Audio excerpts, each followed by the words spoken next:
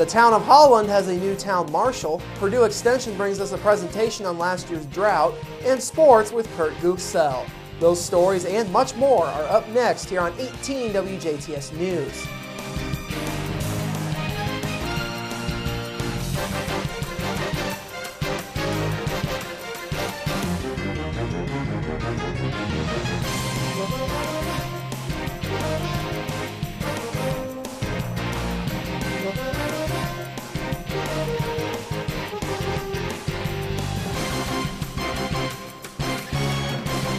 Hello, I'm Bradford Raths. In your news at this hour, last night the town of Holland held a special meeting to swear in their new town marshal and new deputy town marshal. Ron Drew, the new town marshal, says Holland is a fine community and he already knows quite a few people. He also says his day-to-day schedule should be smooth. We're going to do some days, we're going to do some hours, be seen, be out and about, looking for traffic violators.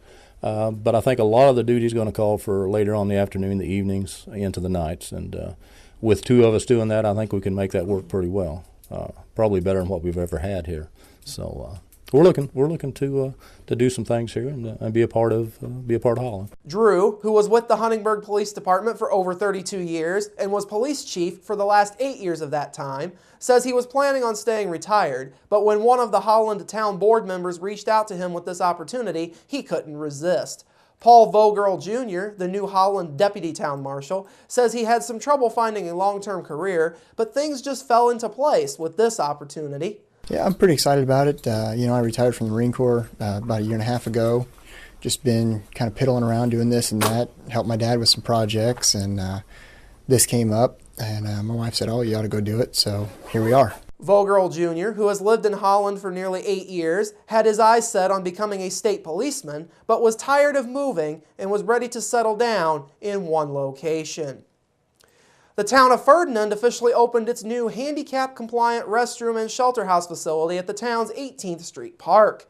The majority of this project was done in-house by town employees to keep project costs down. Ferdinand Street Superintendent and Property Manager Tom Lyken handled the oversight of the project. Ferdinand Park Board President Scott Treader says the restroom is a great addition to the park's inventory. He also says the facility will be valuable for the community and commended the work of Lyken and his employees on the project. The park board stressed the importance of energy efficiency and green initiatives in the design and construction of the new facility. It features all LED lighting, both inside and out, motion sensing interior lighting, touchless toilets and faucets, and uses hand dryers instead of paper towels. The new facility is also the first for public use building in either of Ferdinand's two parks that will be open and available for use year-round, as it is situated just off of the 18th Street Park's network of walking trails. For additional information about the town of Ferdinand and its parks, visit the town of Ferdinand's website, which is listed on your screen. The Jasper Arts Center's Crimp Gallery will be showcasing the work of St. Louis-based artist Reed Norris and Cleveland-based artist Alice Kinderman during the month of May. The artists both explore the world of abstraction. Norris is a two-dimensional artist, and Kinderman is a three-dimensional artist.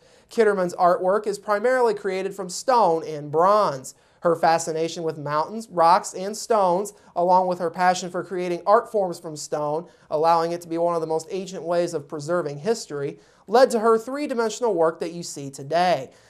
Kinderman's work is all about translating human emotions into a three-dimensional visual sculpture. The focus is on the beauty and complexity of mankind rather than the ugliness and misery.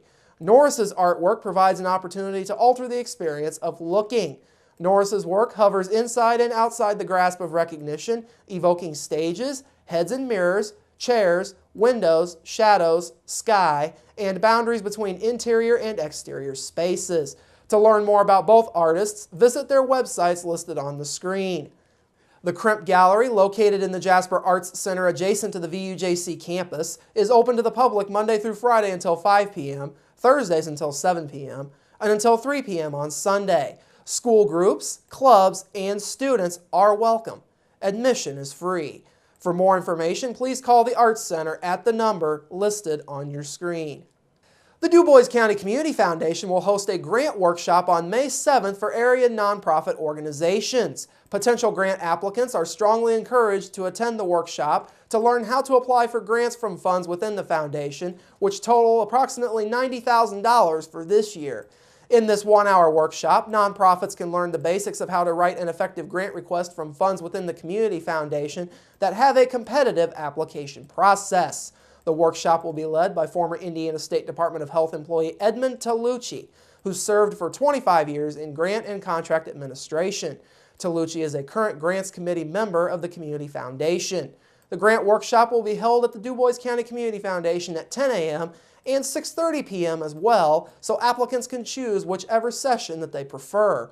Reservations are encouraged by next Friday, May 3rd. For more information, you can contact the Community Foundation by the ways listed on your screen. Jasper Adult Education, Vincennes University, and Work One Southwest are partnering to offer classes for adults interested in learning English. These classes offer opportunities to strengthen skills in English for the workplace and everyday activities. Classes will be held in the basement of the Jasper Public Library Annex Building on Main Street in Jasper, across from the main library building. They meet on Tuesdays and Thursdays from 6 till 9 p.m., starting next Thursday, May 2nd, and running through June 20th. New students are encouraged to attend orientation from 6 till 9 p.m. next Tuesday, April 30th. For more information, see the contact information on your screen. Finally tonight, we bring you the second installment in our new Thursday series of presentations, courtesy of Purdue Extension. As we work through farming season here in southwestern Indiana, we can only hope for more rain and less drought, such as the drought of last year that wiped out a lot of crops for farmers. Tonight, we bring you Purdue Extension's response to the 2012 drought.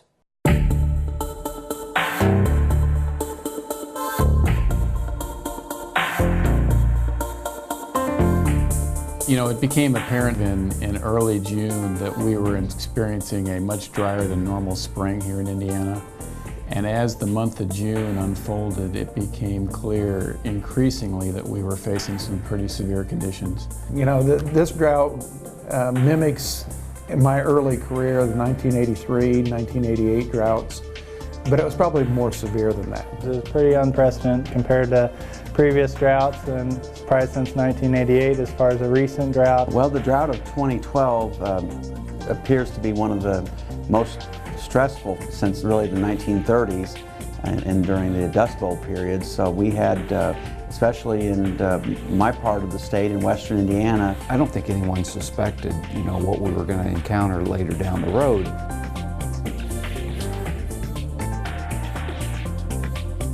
Well, conditions varied as you moved around the Midwest and actually even varied quite a bit within the state of Indiana.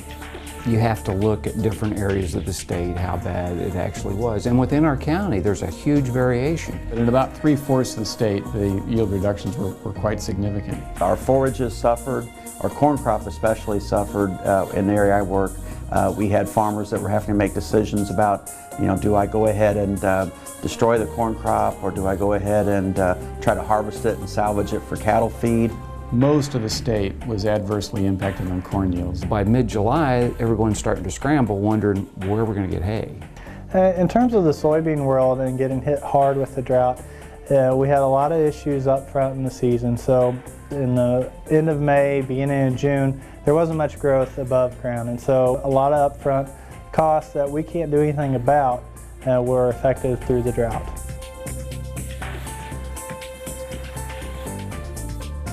From about June 1, we started anticipating this and we started gearing up to what are the possible problems and be able to react in a very quick manner.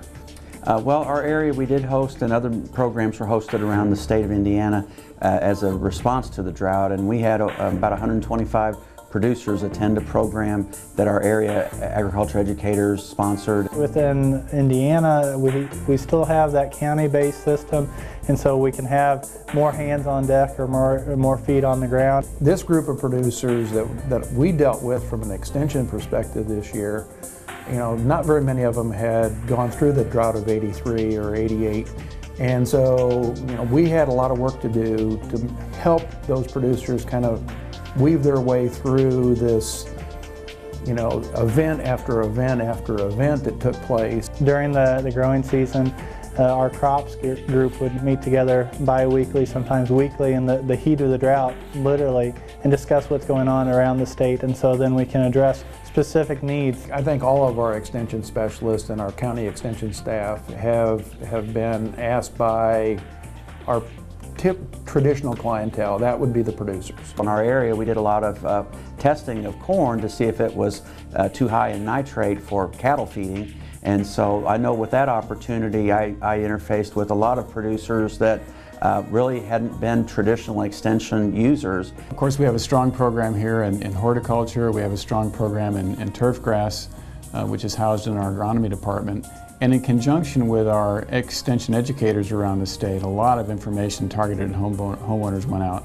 You know, and then of course we put out news releases, we put out, you know, information pieces to help our educators answer questions. We had a lot of fact sheets and newsletters that were available in a very timely way, including things like YouTube videos. So those kind of resources in combination, I think, really speak well to the ability of Purdue Extension to respond to an emerging situation that actually occurred very rapidly.